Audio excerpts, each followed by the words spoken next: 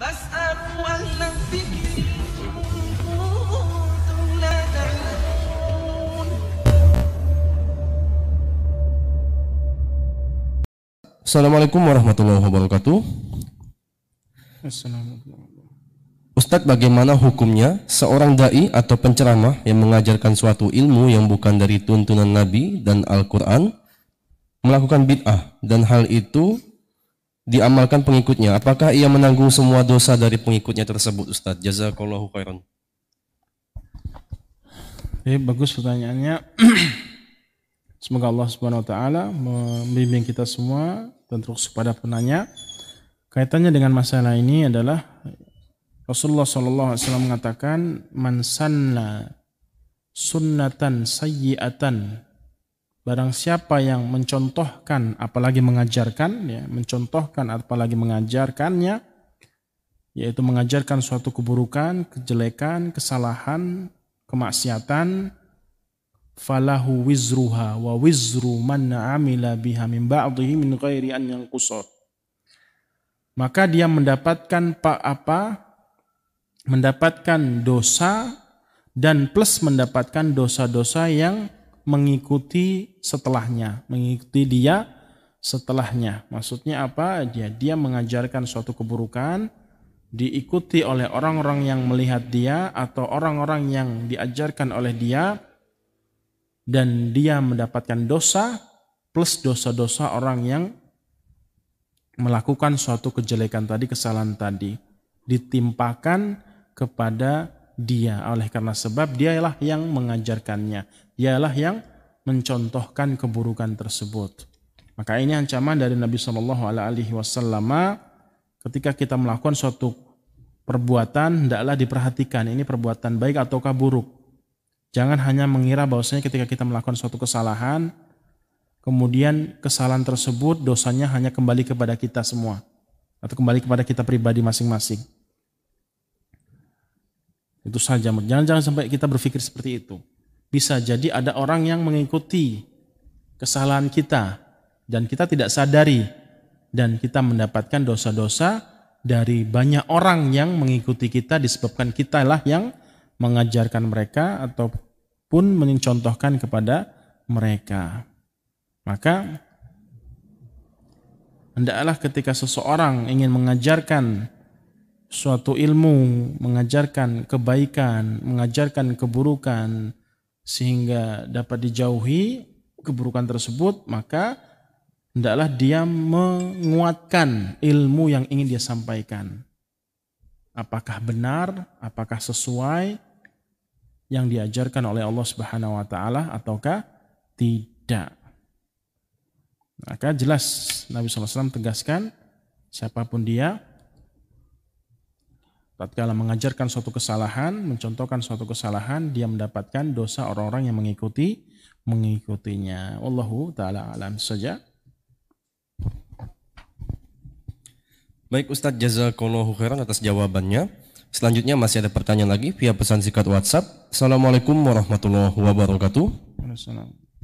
Mengenai jujur dalam menuntut ilmu seperti yang Ustadz jelaskan tadi, terkadang ana sulit sekali meluruskan niat dalam menuntut ilmu. Terkadang pula ada hal-hal lain yang menjadi faktor ana mau hadir ke majelis ilmu, sedangkan niat untuk menghilangkan kebodohan di dalam diri amat kecil. Mohon nasihatnya untuk ana dan para pendengar agar senantiasa bisa meluruskan niat dalam menuntut ilmu. Jazakallahu khairan. Ya. Waalaikumsalam. Baik. Ketika seseorang kesulitan untuk ikhlas dalam menuntut ilmu, di situ banyak cara, ya, banyak cara. Salah satunya adalah yang bisa saya sampaikan pada kesempatan kali ini adalah memotivasi diri Anda untuk selalu mengikuti, ya, atau selalu berusaha menambah pengetahuan ilmu agama Anda. Jangan merasa cukup. Jangan merasa cukup. Terus, walaupun Anda seakan-akan berat untuk ikhlas.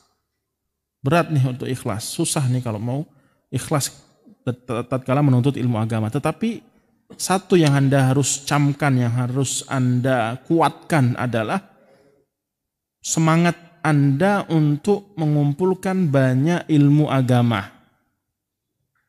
terus Anda semangat, terus Anda pelajari, terus Anda baca, terus Anda hadiri pengajian-pengajian.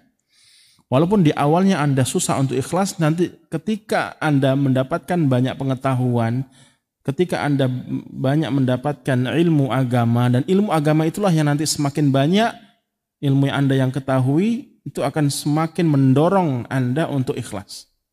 Semakin mendorong Anda untuk ikhlas. Dan itu yang dirasakan oleh para ulama. Di awalnya mereka susah untuk ikhlas, tatkala mereka menguatkan diri mereka untuk terus dan terus semangat untuk mempelajari agama Allah Subhanahu wa taala, dengan beriringnya waktu, hari, mereka mendapatkan banyak pengetahuan, mereka banyak mendapatkan ilmu agama, maka pada saat itu mudah bagi mereka untuk ikhlas dan mereka mengerti dan mengetahui cara-cara untuk mudah ikhlas kepada Allah Azza wa Jalla. Seperti itu. Maka yang bisa saya sampaikan, saya nasihatkan kepada Anda dan kepada kaum muslimin wal muslimat dimanapun Anda berada, berusaha untuk semangat menuntut ilmu agama. Berusaha untuk semangat menuntut ilmu agama, perbanyak pengetahuan kita akan ilmu agama ini, dan yang paling penting adalah berdoa kepada Allah Azza wa Jalla, berlindung dari segala macam bentuk penyakit hati yang merusak niat keikhlasan kita dalam menuntut ilmu agama. Kemudian saya tutup pertanyaan atau jawaban dari pertanyaan tadi, yaitu ketika Anda merasa khawatir, takut, tidak ikhlas, itu ketahuilah bahwasanya usaha Anda untuk ikhlas kepada Allah Azza wa Jalla. Kalau orang itu biasa-biasa saja, ketika dia tidak ikhlas dalam menuntut ilmu agama, tidak ada rasa khawatir, cemas, takut kepada Allah Azza wa Jalla, maka jelas-jelas dia tidak ikhlas pada Allah Azza wa Jalla. Tetapi dia ada tekad bulat, usaha yang besar untuk melawan ketidakikhlasan tadi, maka itulah usaha seorang yang betul-betul ikhlas kepada Allah Subhanahu wa taala dalam menuntut ilmu agama. Seperti itu, wallahu taala alam. Assalamualaikum warahmatullahi wabarakatuh.